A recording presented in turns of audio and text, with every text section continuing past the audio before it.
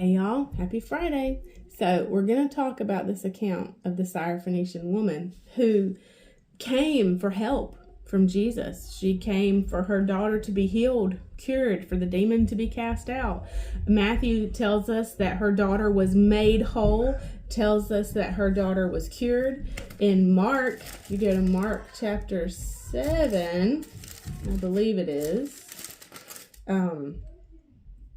There, the author uses the words, the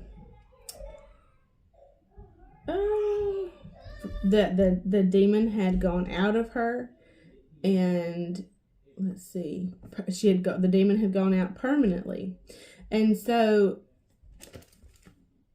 he tells the woman that he didn't come for her.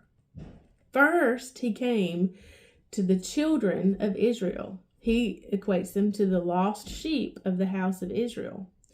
And I love the fact that this woman really wasn't moved because of what Jesus said. And even the disciples, I'm in the Passion Translation. So she came and shouted, "Lord, Son of David, show mercy to me." But Jesus never answered her. So his disciples said to him, "Why do you ignore this woman who's crying out to us?" So that tells us already that it was unusual, that the disciples expected Jesus to respond to this woman because that was what he usually did. It was out of character for Jesus to ignore this woman crying out for help. And so Jesus said, "I've only been sent to the lost sheep of Israel."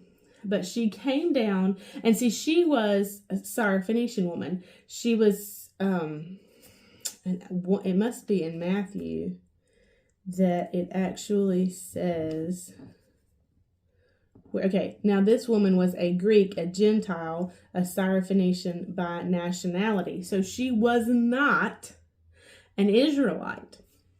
And so she bowed down before him and said, "Lord, help me." And Jesus said, "It's not right for a man to take bread from his children and throw it to the dogs." So what Jesus has said here is, I was sent first to the Jew. Jesus came to his own people. Isaiah tells us that he is coming to his own people, but his people received him not. John 1 talks about that as well. And so he's telling her, he came to Israel, to the Israelites, to do the miracles, for them to believe on him, that God had sent him and that he was the promised Messiah. But I love her, her tenacity, such a mom.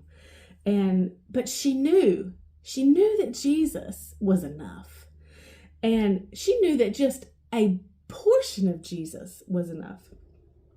She bowed down before him and said, "Lord, help me." Jesus responded, "It's not right for a man to take bread from his children and throw it to the dogs." You're right, Lord. She didn't take offense. She said, "You are right.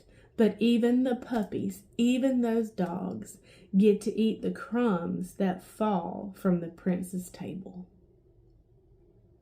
And of course, Jesus said, "Dear woman, your faith is strong.